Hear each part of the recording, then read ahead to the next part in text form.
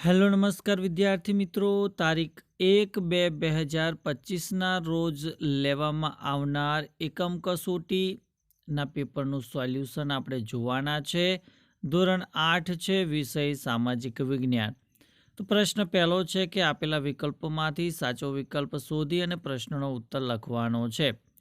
પહેલો પ્રશ્ન છે કે કયા કમિશને પુસ્તકાલયો વસાવવાની અને વિદ્યાર્થી પાસેથી ફી લેવાની છૂટ આપી છે? તો જવાબ આવશે હન્ટર કમિશન.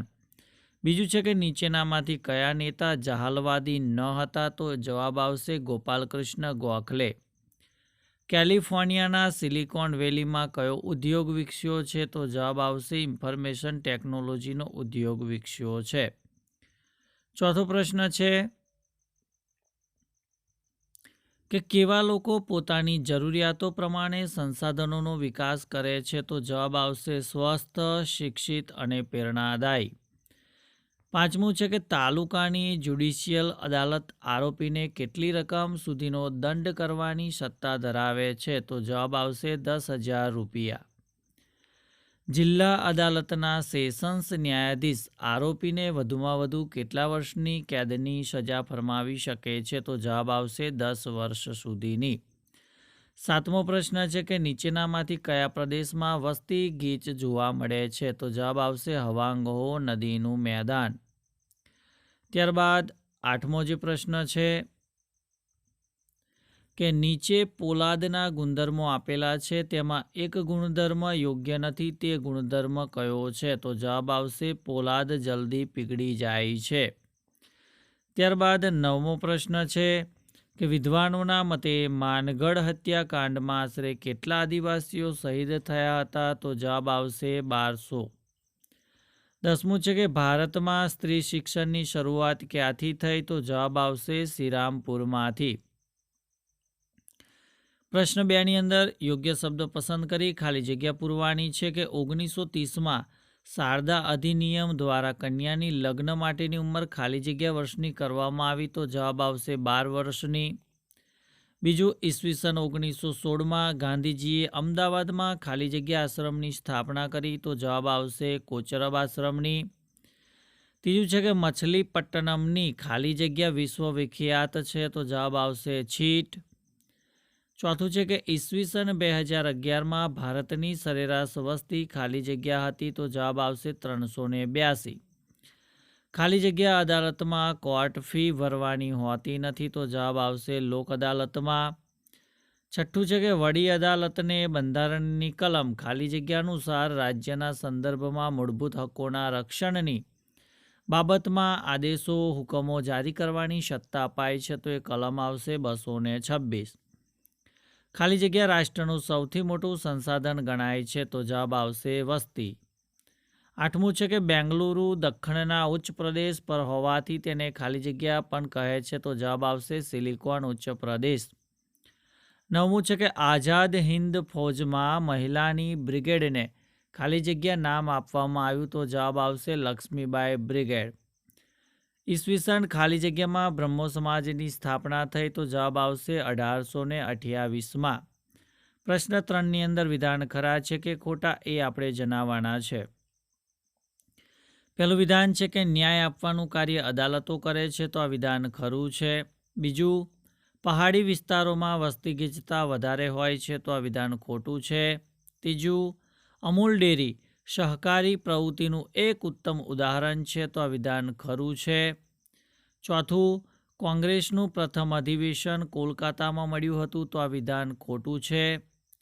પાંચમું છે કે ઓસાકાને જાપાનનું માન્ચેસ્ટર કહે છે? તો આ વિધાન ખરું છે. છઠ્ઠું, ઉત્તર ભારતમાં થોમ્સનના પ્રયત્નોથી શાળાઓ અને મહાશાળાઓની સંખ્યામાં વધારો થયો? તો આ વિધાન ખરું છે. સાતમું છે કે સ્વામી વિવેકાનંદ માનતા હતા કે પ્રભુ સેવા એ જ માનવ સેવા બરાબર છે? તો આ વિધાન ખોટું આવશે. ત્યારબાદ આઠમું વિધાન છે કે જુલાઈ 1947માં હિન્દ સ્વાતંત્ર્ય ધારો પસાર થયો? તો આ વિધાન ખરું છે. નવમું છે કે દક્ષિણ ગોળાર્ધ કરતાં ઉત્તર ગોળાર્ધમાં ખૂબ ઓછી વસ્તી વસવાટ કરે છે? તો આ વિધાન ખોટું છે. દસમું, બંધારણના અર્થઘટન બાબતે અંતિમ નિર્ણય આપવાની સત્તા માત્ર સર્વોચ્ચ અદાલતને છે, તો આ વિધાન ખરું છે. ત્યારબાદ પ્રશ્ન 4 કે દરેક પ્રશ્નનો ઉત્તર એક વાક્યમાં લખવાનો છે. પહેલો પ્રશ્ન કે સ્વામી વિવેકાનંદના માતા પિતાના નામ જણાવો. તો સ્વામી વિવેકાનંદની માતાનું નામ ભુવનેશ્વરી દેવી અને પિતાનું નામ વિશ્વનાથ દત્ત હતું. બીજું, ગાંધી ઇરવિન કરારમાં કયા મુદ્દા સામેલ કરવામાં આવ્યા હતા? તો જવાબ છે કે મીઠું પકવવાની સ્વતંત્રતા, શાંત પિકેટિંગ, સત્યાગ્રહીઓને જેલમુક્ત કરવા જેવા મુખ્ય મુદ્દાઓ ગાંધી ઇરવિન કરારમાં સામેલ કરવામાં આવ્યા હતા. ત્રીજું છે કે વિશ્વના મુખ્ય ઉદ્યોગો કયા કયા છે? તો વિશ્વના મુખ્ય ઉદ્યોગો લોખંડ પોલાદ ઉદ્યોગ, સુતરાઉ કાપડ ઉદ્યોગ અને ઇન્ફોર્મેશન ટેકનોલોજી ઉદ્યોગો છે. ચોથો પ્રશ્ન કે ભારતની અડધી વસ્તી ભારતના કયા 5 રાજ્યોમાં વસવાટ કરે છે? તો ભારતની અડધી વસ્તી ભારતના ઉત્તર પ્રદેશ, બિહાર, પશ્ચિમ બંગાળ, મહારાષ્ટ્ર અને આંધ્રપ્રદેશમાં વસવાટ કરે છે. પાંચમો પ્રશ્ન છે કે દીવાની દાવા કોને કહે છે? તો મકાન, જમીન કે અન્ય સંપત્તિના હક અંગેના દાવાઓને દીવાની દાવા કહે છે. છઠ્ઠું છે કે ગુજરાતની વડી અદાલતની સ્થાપના ક્યારે થઈ? તો ગુજરાતની વડી અદાલતની સ્થાપના 1960માં થઈ. સાતમું છે કે વસ્તી ગીચતા કોને કહે છે? તો પૃથ્વી સપાટીના એકમ ક્ષેત્રફળમાં વસવાટ કરનારા લોકોની સંખ્યાને વસ્તી ગીચતા કહે છે. આઠમું છે કે કોઈપણ ઉદ્યોગ માટે કઈ કઈ સુવિધાઓ જરૂરી છે?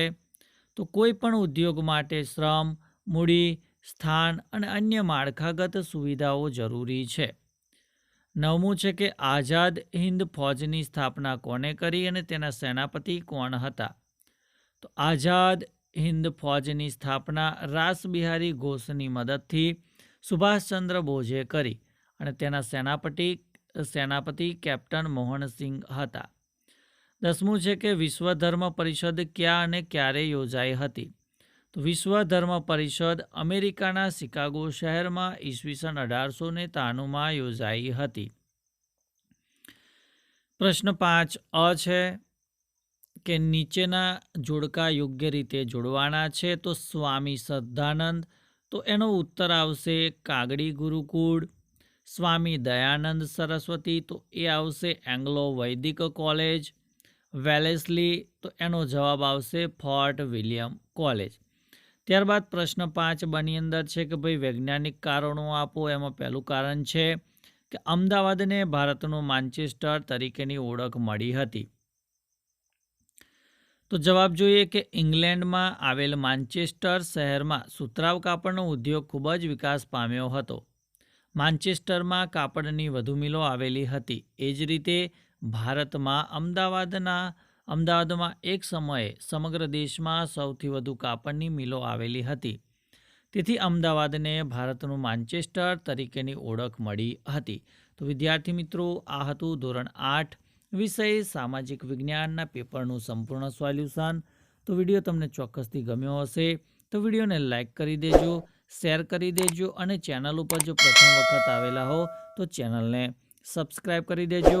Thank you. આભાર.